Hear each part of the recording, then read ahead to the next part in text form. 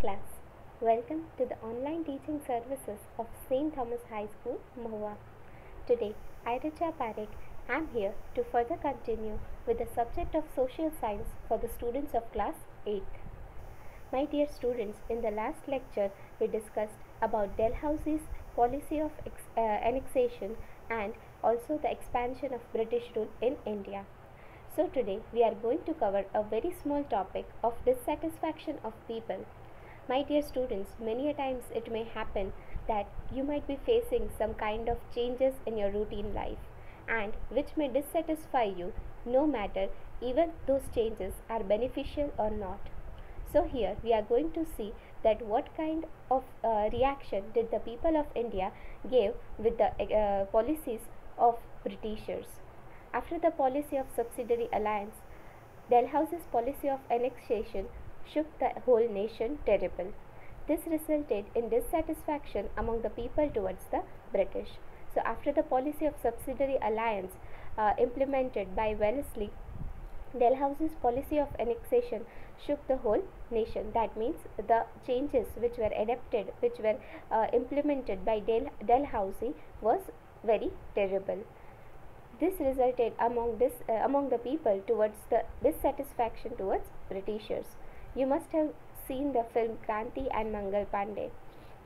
I know that these films are not too much popular in your generation, so you might have not seen these movies.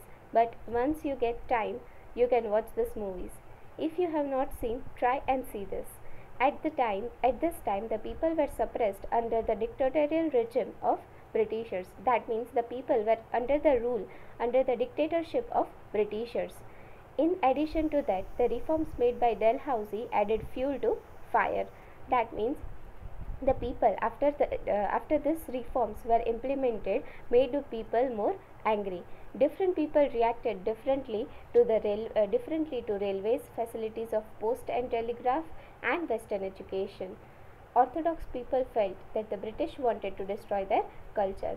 So, in order to protect the culture, the people started reacting differently in the different parts of nation. They started reacting towards the railways, postage and telegrams, and Western education.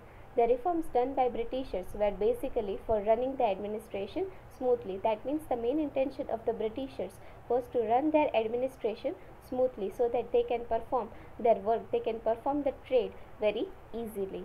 The dissatisfaction had reached a point of saturation, and they were in the state of rebellion, which resulted into the freedom movement of 1857. That means the dissatisfaction. The people were so much angry with this because they felt that the Britishers were trying to destroy their culture, and hence it reached to that point that they were in the state of rebellion. That means they were ready to fight with the Britishers, which resulted into the freedom movement of 1857. What kind of freedom movements which were carried by the reformists in 1857 is what we will be discussing in the next lecture of history.